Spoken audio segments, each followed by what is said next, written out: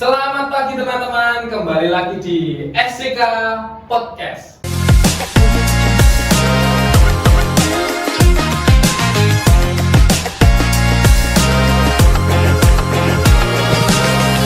Oke, hari ini kita kedatangan tamu yang luar biasa, kakak-kakak dari ketua-ketua organisasi, baik dari OSIS maupun dari Pramuka.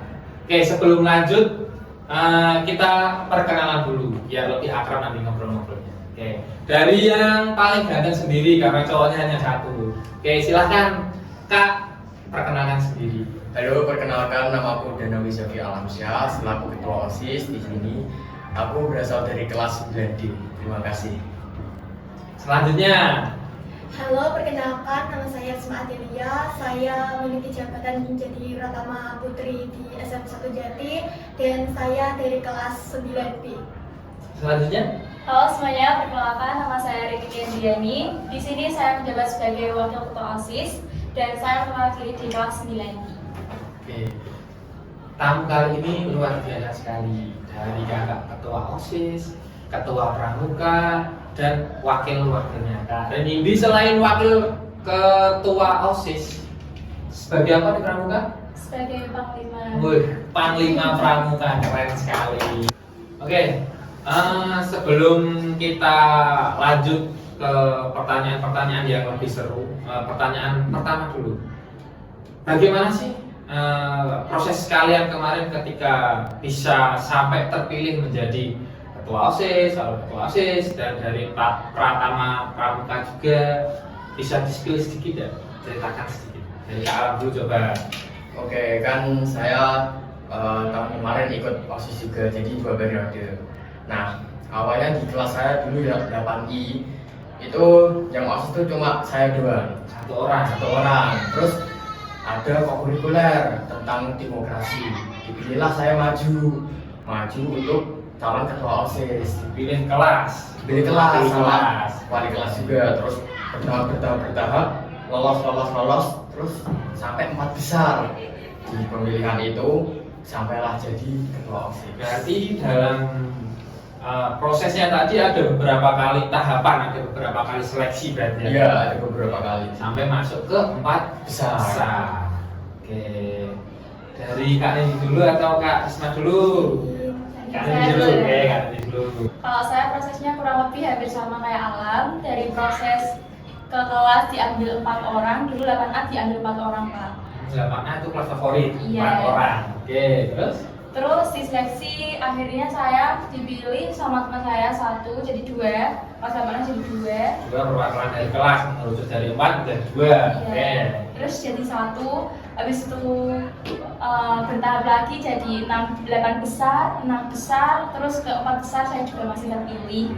Terus baru demokrasi semua Ya, kelas.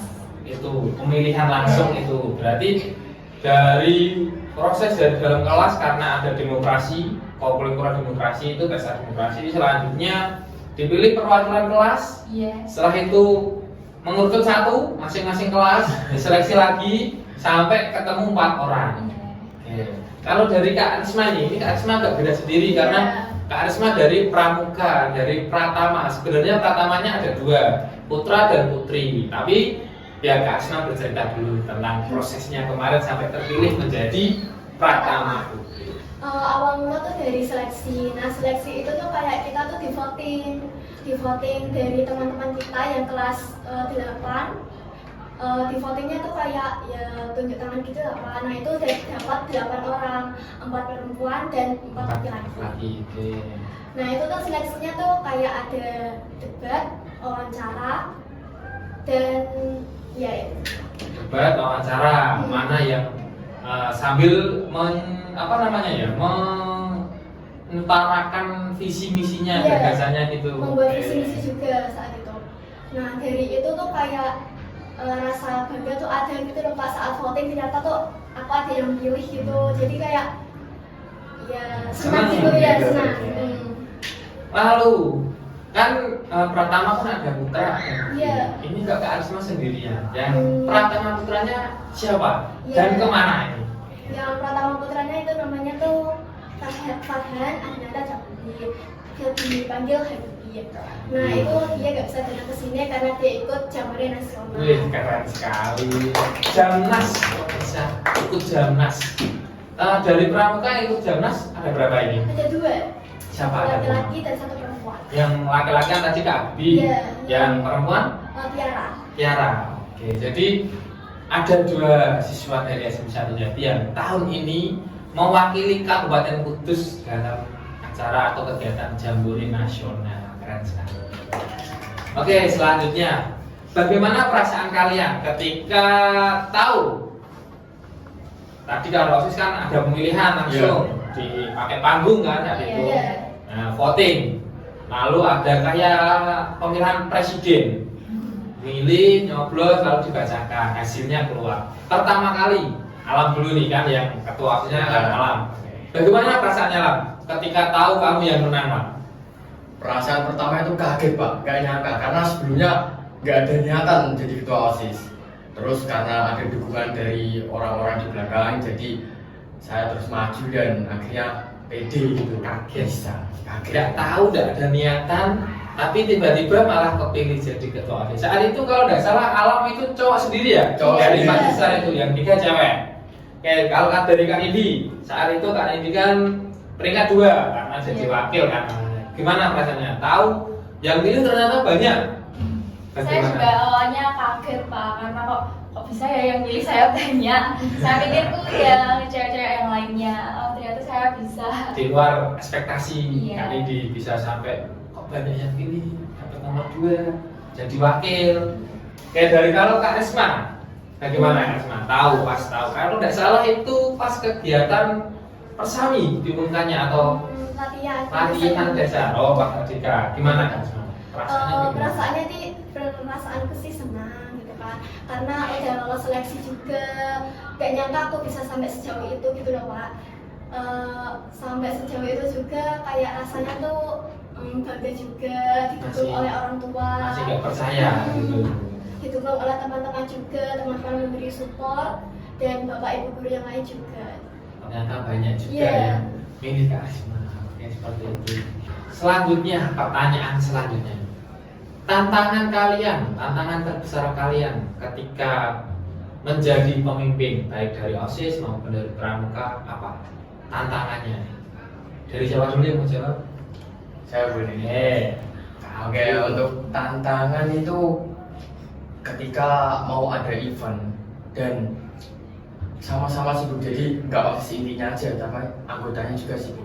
Saya pribadi juga waktu itu pernah ada ikut lomba dan kebetulan waktunya itu barengan sama event. Jadi kegiatan di sekolahan ya harus bagi waktu yang benar-benar sangat-sangat sedikit gitu. Terus belum lagi kalau ada anggota yang beda pendapat tentang kegiatan ini, eventnya cocoknya ini aja apa kegiatannya. menyatukan pemikiran yang banyak. Nah, Terus waktunya bareng, beberapa kali kesempatan ada event yang tabrakan juga, ketambah perbedaan pendapat dari teman-temanmu. Bagaimana? Atasinya bagaimana Kak? Kalau untuk perbedaan pendapat itu nanti kami kumpulkan dulu beberapa pendapat yang sekiranya masuklah untuk kegiatan ini. Terus nanti kami diskusiin dulu sama OSIS inti. Kalau udah nemuin beberapa jawaban, kami kasih jawabannya ke anggota. Lalu anggota suruh milih ini enaknya yang mana gitu. Nah, kita voting gitu. Jadi dari OSIS inti berembuk dulu, ngasih pandangan ke anggotanya. Kira-kira kalau tadi ada pemilihan seperti ini, OSIS inti rapat dulu. Kira-kira opsi A, opsi B, opsi C baru ditawarkan ke anggotanya. Seperti itu. Oke. Kalau dari Kak Risma, tantangan terbesar menjadi Pratama apa? Kak Risma? Untuk tantangan terbesar saya itu untuk mengatur anggota itu Pak. Kan kita akan menjadi pemimpin.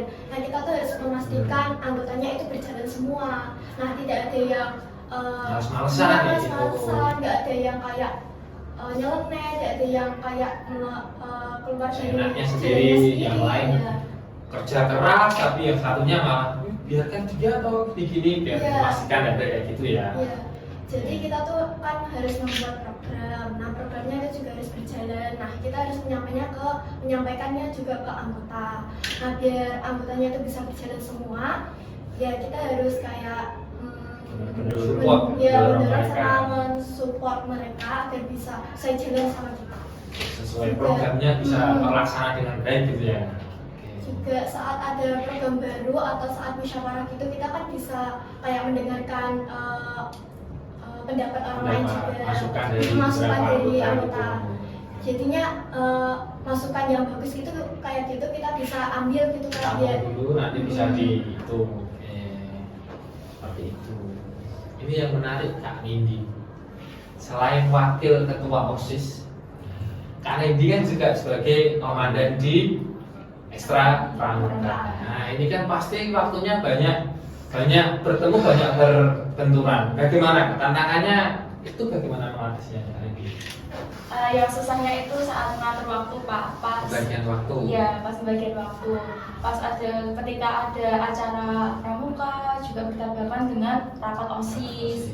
Nah jadi saya memikirkan dulu siapa yang Prioritasnya yang mana Iya. dulu gitu, mana yang lebih penting, mana yang lebih urgent kayak gitu. Misal kalau OSIS itu dilaksanakannya besok, ya saya lebih memikirkan rapat OSIS dulu Pak, karena yang pramuka itu hanya latihan biasa. Masih bisa nanti misal OSIS lebih mendesak karena kegiatannya itu pagi, hari Iya. ini ada misal latihan pramuka, latihannya ditunda dulu atau kamu izin dulu karena memang besok pagi ada kegiatan yang lebih OSIS. urgent, lebih penting itu dari OSIS itu.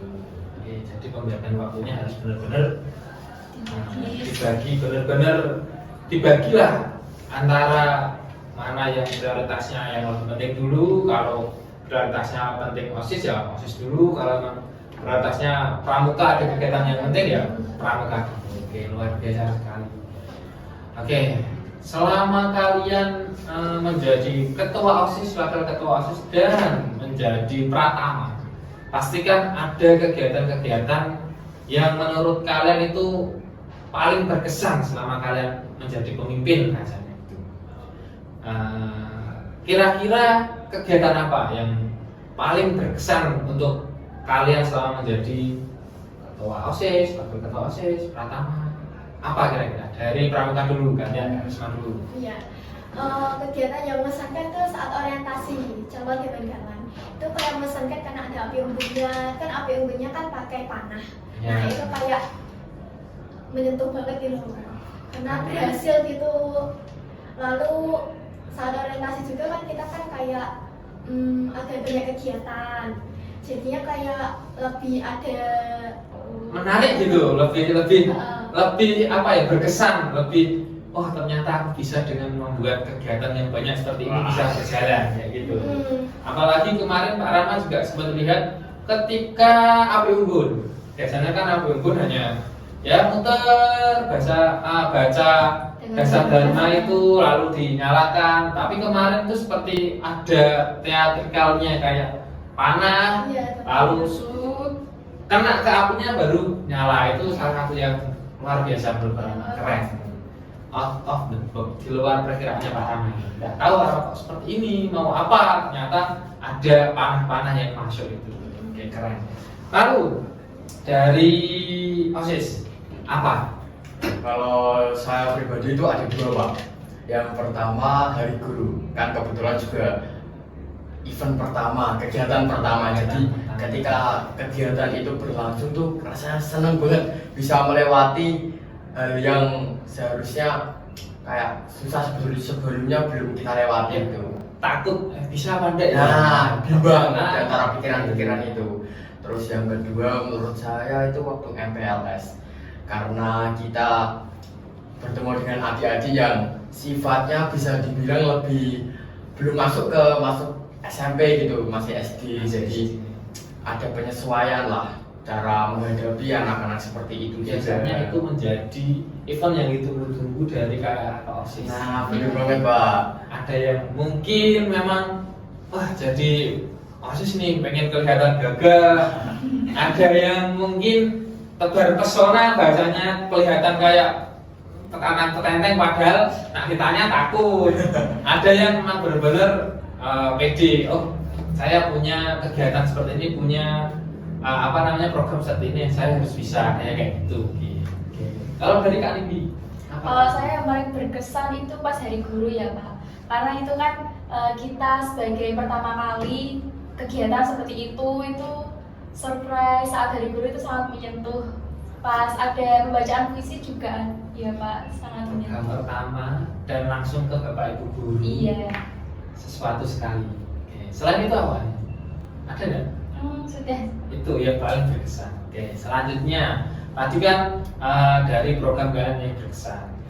Program kalian yang menjadi andalan atau yang kalian banggakan, pasti kan ada nih. Setelah kalian menjabat, pasti kan ada program-program yang kalian buat. Nah, program yang paling kalian banggakan, yang pernah dilakukan di SM1 Jati itu apa? Kira-kira Kak Alam dulu coba. Oke, selama program sejauh ini yang berjalan itu baru satu Pak, karena balik lagi kita waktunya itu padat pakai banget, jadi yang berjalan itu cuma satu, kotak aspirasi. Kotak aspirasi. Di situ buat menampung aspirasi para siswa. Mungkin siswa tidak berani mengutarakan aspirasinya ke guru, jadi bisa melalui kotak tersebut. Nanti kami kumpulkan jawaban-jawaban dari mereka, habis itu kita pertimbangkan lagi mana jawaban yang sekiranya bisa untuk lebih oke Evaluasi nah, itu. Jadi ada kotak aspirasi menampung aspirasi siswa-siswa SMP 1 Jati yang mungkin takut berbicara langsung atau tidak berani menyuarakan langsung. Dari kakak-kakak OSIS memfasilitasi kotak aspirasi sekiranya memang ada aspirasi yang mau disampaikan atau ada masukan yang mau disampaikan. Seperti itu. Keren. Dari ini dulu wes. Ada juga kotak aspirasi itu dibuat digital juga Pak. Jadi kalau misalnya ada waktu di sekolah dia bisa mengisi di digital itu sendiri. Dan saya ada kaget sedikit karena ada beberapa teman itu yang curhat di situ Pak. Selain sebagai aspirasi untuk masukkan program sekolah, jadi tempat curhat juga. Iya. Pakai sedikit mengurangi stresnya mereka. Iya. Berarti selain kotak aspirasi yang ditaruh di beberapa sisi sekolah, ternyata ada yang juga malahan jadi ada yang curhat. Jadi Selama lebih nggak itu takut bagus. gitu Pak. Oke, kalau mungkin ya kalau mau nulis di kelas mereka takut, malu. Dengan ada yang digital mereka lebih nyaman ketika di rumah, tidak ada yang lain, bisa lebih mengekspresikan apa sih kalau kesannya kayak gitu. Oke, bagus, keren. Kalau dari Kak Asma? Kalau di Pramuka juga ada kotak Aspirasi. juga. Tapi kotaknya itu buat kayak program kerja. Nah, program kerjanya tuh kayak setiap anggota bisa menulis kayak program kerja apa dan keluh kesahnya pada anggota yang lain. Nah, kita kan sebagai pemimpin kan bisa kayak menampung aspirasi itu, kayak bisa melihat aspirasinya kayak oh ini kayaknya kita ada yang kurang atau apa, malah bisa menjadi untuk evaluasi ya. Juga bisa buat evaluasi juga. Hampir sama, tapi bedanya kalau di Pramuka itu lebih ke program. Kira-kira kalian mau memberikan masukan apa untuk program kerjanya seperti itu? Oke, kita sudah tanya jawab banyak banget tadi kepada Kak Alam, Kak Risma, Kak Nedi. Sekarang kita masuk ke pertanyaan terakhir. Sebelum kita akhiri, Pak Rama punya satu pertanyaan penutup untuk kalian. Apa kesan dan pesan kalian setelah menjadi ketua OSIS, wakil ketua OSIS ataupun menjadi pratama? Mungkin mau jawab siapa dulu? Apa kalian ini? Dulu saya kalau dibilang kelas 7 saya tuh sangat introvert sekali Pak, nggak kenal banyak temen. Diem. Iya pendiam, nggak ada relasi gitu loh Pak. Terus setelah saya menjadi wakil ketua OSIS, saya bisa lebih banyak pengalaman dan juga lebih Tidak banyak penakut. Iya, nggak penakut juga. Dan saya juga lebih bisa berbicara dengan orang banyak. Oke, keren sekali. Jadi yang sebelumnya introvert, takut sama orang banyak, lebih suka berdiam diri sendiri, setelah ikut dan menjadi wakil ketua OSIS, sekarang malah banyak ngomong sekali. Ya kan Pak Suna, Pak Rama lebih banyak bicaranya sekarang, tapi bicara yang bagus. Oke, sekarang Kak Risma, Kak. Kesan saya dulu tuh sangat pemalu Pak, soal kayak ngomong sama teman selalu ribet, suka tidak bertanggung jawab. Tapi sekarang lebih karena jadi Pratama, jadi lebih bertanggung jawab, lebih bersosialisasi, dan langsung pintar ngomong juga. Public speakingnya langsung naik.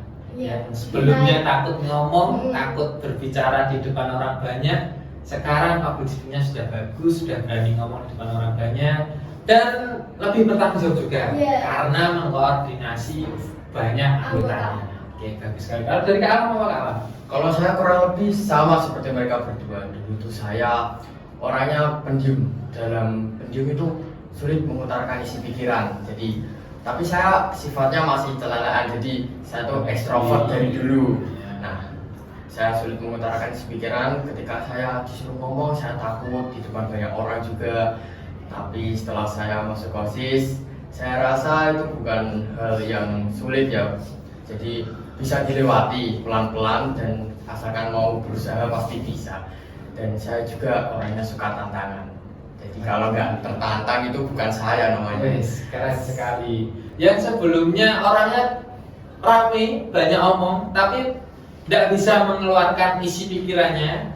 Setelah menjadi ketua OSIS, ternyata masih sama, masih rame, masih banyak tingkahnya, tapi bisa menyalurkan isi pikirannya sekarang ke hal yang baik. Oke. Lalu pesannya apa ini? Pesan penutup untuk mungkin dari adik-adik kelas nanti yang mau ikut dalam pemilihan ketua OSIS atau yang mau menjadi ketua OSIS atau jadi pratama, jadi anggota pramuka apa? Dari gantian Kak Alam dulu apa? Oke, untuk pesan selama dirimu masih punya peluang dan waktu, manfaatkan waktu itu sebaik mungkin karena kalau waktu sudah terlewat itu tidak bisa diputar kembali. Keren sekali.